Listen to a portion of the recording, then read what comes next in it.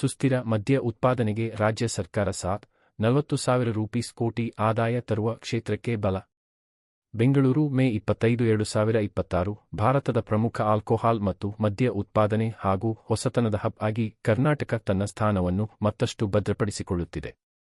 ಪರಿಸರ ಪೂರಕ ಸುಸ್ಥಿರ ಬೆಳವಣಿಗೆ, ದೇಶೀಯ ಉತ್ಪಾದನೆ ಮತ್ತು ಬೆಂಗಳೂರಿನಿಂದ ಹೊರಗೆ ಬ್ರೂವರಿ ಪರಿಸರ ವ್ಯವಸ್ಥೆಯ ವಿಸ್ತರಣೆಗೆ ರಾಜ್ಯ ಸರ್ಕಾರವು ಸಂಪೂರ್ಣ ಬೆಂಬಲ ಘೋಷಿಸಿದೆ. ಬೆಂಗಳೂರಿನಲ್ಲಿ ಇಂದು ನಡೆದ ಉದ್ಯಮದ ಪ್ರಮುಖ ಸಮಾವೇಶದಲ್ಲಿ ಈ ಮಹತ್ವದ ನಿರ್ಧಾರಗಳು ಚರ್ಚೆಗೆ ಬಂದವು.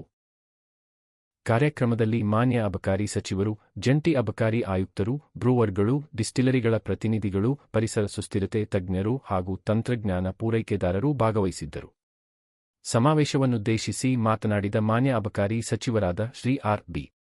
ತಿಮ್ಮಾಪುರ ಅವರು, ವ್ಯಾಪಾರ ವಹಿವಾಟು ಸುಲಭಗೊಳಿಸಲು ಮತ್ತು ರಾಜ್ಯದ ಮದ್ಯ ಉತ್ಪಾದನಾ ವ್ಯವಸ್ಥೆಯನ್ನು ಬಲಪಡಿಸಲು ಕರ್ನಾಟಕ ಸರ್ಕಾರವು ಕಳೆದ 1 ವರ್ಷದಲ್ಲಿ ಮಹತ್ವದ ಅಬಕಾರಿ ಮತ್ತು ನಿಯಂತ್ರಕ ಸುಧಾರಣೆಗಳನ್ನು ತಂದಿದೆ ಎಂದರು. 5ನೇ ತಾರೀಕು ಅದಕ್ಕೆ ಮುಂಚಿತವಾಗಿ ಇದು ಒಂದು ಸುಸ್ಥಿರ ವ್ಯವಸ್ಥೆಯ ಬಗ್ಗೆ ಇದೊಂದು ಸೆಮಿನಾರ್ ಮಾಡ್ತಾ ಇದ್ರು, ವಿಚಾರ ಸಂಕಿರಣ ಸಮಾವೇಶ ಥರದನ್ನು ಮಾಡ್ತಾ ಇದ್ದಾರೆ ಇವರು. ಇದು ಮುಖ್ಯವಾಗಿ ಈ ಹಾಸ್ಪಿಟಾಲಿಟಿ ಇಂಡಸ್ಟ್ರಿ ಕುರಿತಂತೆ, ಅಂದರೆ ಯಾರು ಈ ಆಸ್ಪತ್ರೆ ಆಗಲಿ ಅಥವಾ ಹೋಟೆಲ್ಲು ಈ ಥರ ವ್ಯವಸ್ಥೆಯನ್ನು ನಡೆಸ್ತಾರೋ, ರೆಸಾರ್ಟು ಇದೆಲ್ಲ ನಡೆಸ್ತಾರೋ, ನಾವಲ್ಲಿ ಹೋಗಿ ಅಲ್ಲಿ ಇದು ನಮಗೆ ಕೈ ಒರೆಸ್ಕೊಳ್ಳೋಕ್ಕೆ ಇದು ಸರಿಯಾಗಿ ಟಿಶ್ಯೂ ಸಿಗ್ತಾಯಿಲ್ಲ, ಇನ್ನೇನೋ ಸಿಗ್ತಾಯಿಲ್ಲ, ಅಥವಾ ಊಟ ಅಷ್ಟು ಆರ್ಡ್ರ್ ಮಾಡಿ ಅಷ್ಟು ವೇಸ್ಟ್ ಮಾಡೋದು ಎಲ್ಲ ನಾವು ಮಾಡ್ತಾ ಇರ್ತೀವಿ. ಅದಕ್ಕೆ ಅವ್ರ ಮೇಲೆ ತುಂಬ ಒತ್ತಡ ಇರುತ್ತೆ. ಇದು ಒಟ್ಟು ಸೇರಿ ಇದನ್ನ ಹಾಸ್ಪಿಟಾಲಿಟಿ ಇಂಡಸ್ಟ್ರಿ ಅಂತ ಕರೀತಾರೆ. ಅವ್ರ ಮೇಲೆ ತುಂಬ ಒತ್ತಡ ಇರುತ್ತೆ.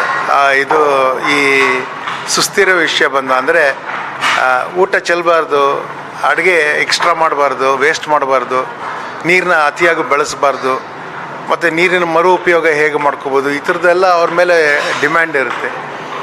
ಇದನ್ನು ಕುರಿತಂತೆ ಒಂದು ಆಲೋಚನೆ ಮಾಡುವ ಒಂದು ಪ್ರಯತ್ನ ಇರ್ಬೋದು ಅಂತ ತಿಳ್ಕೊಂಡು ನನ್ನ ಕರೆದಾಗ ನಾನು ಬಂದಿದ್ದೀನಿ. ಈಗ ಏನಾಗಿದೆ ಜನರಿಗೆ ಅಂದರೆ, ಈಗ ಬೆಂಗಳೂರು ಮಹಾನಗರದಲ್ಲಿ ದಿನಕ್ಕೆ ಒಂದು 5,000ದಿಂದ 6,000 ಟನ್ನು ಇದು ಘನತ್ಯಾಜ್ಯ ನಾವು ತಯಾರಿಸ್ತಾ ಬರ್ತಾ ಇರ್ತೀವಿ. ಇದನ್ನು ಯಾಕೆ ಸರ್ಕಾರ ಸರಿಯಾಗಿ ಇದು ಕ್ಲೀನ್ ಮಾಡ್ತಾ ಇಲ್ಲ, ಇದನ್ನ ತಗೊಂಡು ಬೆಂಗಳೂರು ಸಿಟಿನ ಯಾಕೆ ಕ್ಲೀನಾಗಿ ಇಡೋಕ್ಕೆ ಆಗ್ತಾಯಿಲ್ಲ ಅಂತ ನಾವು ಹೇಳ್ತಾ ಇದ್ದೀವಿ.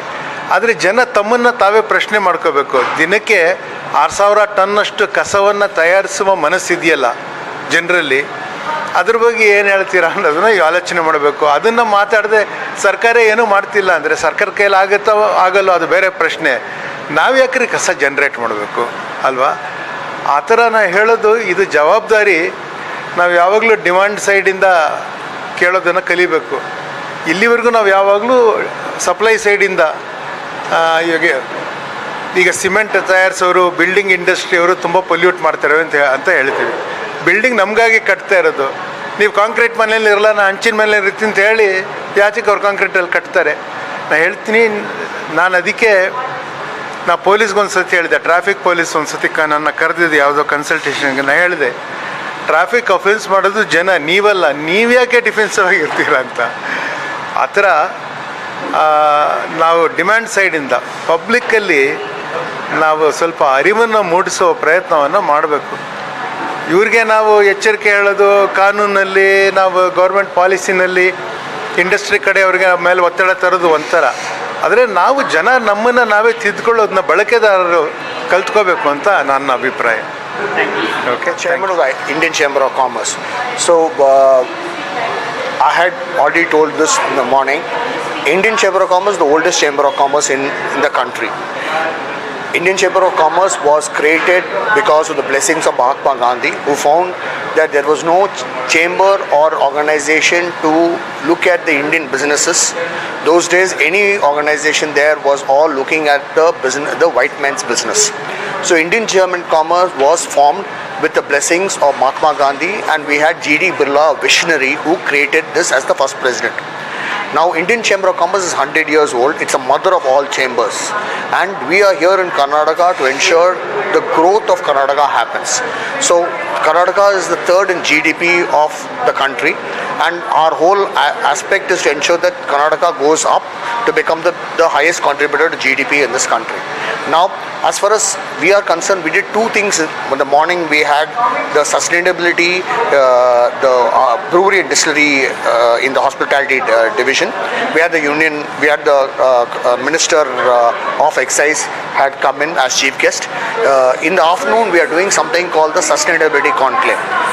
Sustainability is the biggest aspect because we need the world for our youngsters, our next generation.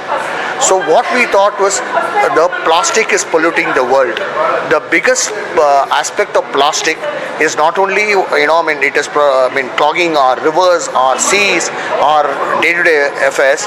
Also, there is microplastics from any plastic bottle or in any plastic cup into your bloodstream, and that creates a lot of bad things like cancer and things like that.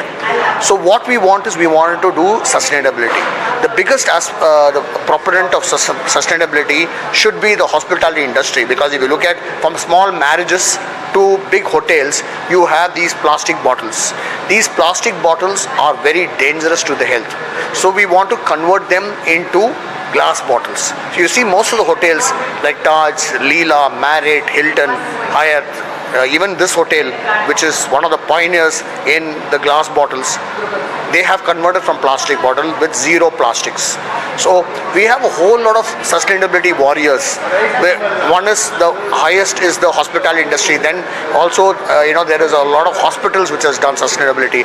There are a lot of IT parks which has done sustainability. So what we're going to do is not only look at what is sustainable initiatives.